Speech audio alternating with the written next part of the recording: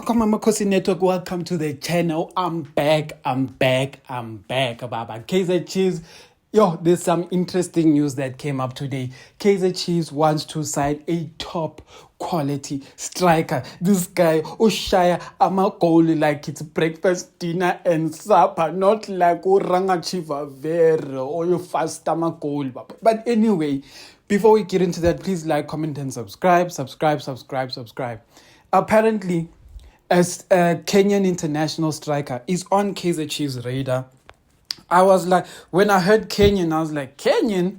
I was like, Kenya is not really known to have top quality strikers. So I'm like, what is this? Who is this guy? Then I read his name, Michael Olunga. I was like, I've never heard of him. So I was like, hey, let me go do some research. So your brother here on Amakhosi Network went on to Transfer Market. He searched the guy, Michael Olunga. And when he got to this guy, the first question he asked himself is this. Well, I asked myself is this. Why is this guy worth 9 million euros? This guy is more than some of the players. Then Abo Allende. Then he costs more than Sales. Sales was the most expensive signing, but this guy is valued more than Sales. I'm even thinking it might be even more than Foster at this moment. But I was like, hi, my dad. How is it that Kaizer Chiefs is able to even negotiate with this guy? Because I'm sure if it's this kind of a top quality striker, that means his salary is crazy. So I went and I digged a bit deeper. The guy is 1.93 meters tall, which means he's very tall. He's almost like a Bimenyimana like height. I think he's just a few centimeters off Bimenyimana, so he's a tall striker. He turned 30 this year, so he's on his older years. But hey, the thing that will shock you is this guy has played 256 games in his career and he scored 193 goals. He has scored, let me repeat, because I think you guys, let's clean our ears. I also had to clean up my eyes with this. I put the Vicks on my eyes to make sure what you're born. And I was like, hi, 193 goals. Why is this guy? Why don't I know this guy? Because this was a lot of goals. And he's further assisted 31 goals. So the guy has contributed over 200 goals in his career.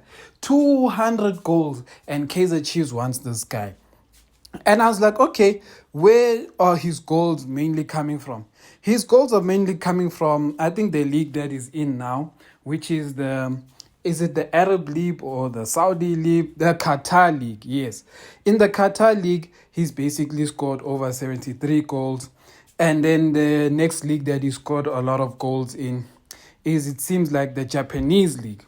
Now, one thing you guys must know about these leagues is that they have tried to attract superstars to these leagues, but it hasn't always worked out too well for them when they try to do that. So in terms of the standard of the league, I think the PSL is a bit higher than Qatar and Japan. Japan, one could argue, just because of how Japanese play soccer, they play very hard.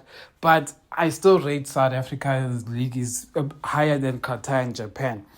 So, yeah, so he's also played in La Liga. He's played in quite a few leagues. He's been someone who moves around. But he's shown he's a good goal scorer. And he's only 30. I think he still has 3 more years in his career. But most of his goals come from the Qatar League. The Qatar League is, in essence, these leagues that Dino Ndlovu went to and looked like a superstar. So these are the kind of leagues that this guy has been playing in. But I like the fact that he can put the ball in the net. Sometimes we will judge someone, but the actual point we need to look at is, can this guy put the ball in the back of the net? And with this guy, it seems like he can. I actually wanted to look at some highlights of his. And yeah, from the highlights I've seen, he has good technique. From the highlights I've seen, you can see a striker with good technique. He doesn't rely on the fact that he's strong or he has shots, Sometimes he just places the ball, and I think it's something we as Kaizer Chiefs have been looking for. But the truth is this, guys. The truth is that the guy is crazy I don't know how we will get him. So getting him will be financially difficult for Chiefs. Paying him will be financially difficult because he plays in Qatar. The money they earn in Qatar is crazy. So Chiefs not getting this guy is honestly dependent on the monies. It's not the fact that his quality or whatever. We can see he's a quality player, but it's just about money. Can Chiefs pay him? Can Chiefs get him out of his contract? Can Chiefs just manage a way to convince him to come to South Africa and play under Nabi? If he does come to South Africa and play under Nabi, I think he will be a hit. I think he has what it takes to be a dominant striker in the PSL. He looks like a beast when I see him, but he also has finesse. So he places the ball very well. He takes like solid, nice, he almost passes the net, but it comes with a nice, powerful shot. And that's what I like about him.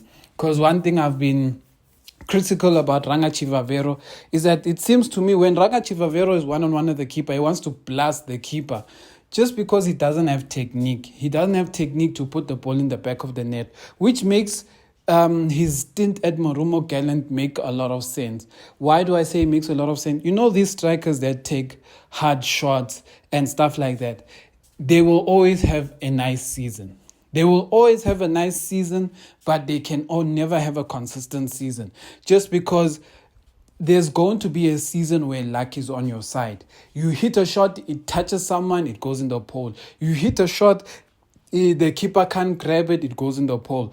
You can find you do that in a span of 3 months and you're a top goal scorer, but then the rest of your career you can't score any goals just because taking taking full like hits at the on goal, like taking shots, isn't always the best way to score a goal, especially if you can't control where the ball goes. And that's the problem with Rangachi Vavero. Rangachi Vavero can't control where he wants to place the ball. He just relies on the fact that he has shots. And I think a lot of us have seen that from prior seasons. His goals are often these like crazy goals, like what a beautiful shot, or it's a shot where he took a hectic shot, the keeper couldn't save it, and he got the rebound. That's generally how he scores. But when there's one-on-ones and things like that, he struggles just to finesse the ball in the net. But anyway, that's all I have for today. Amakhosi for life.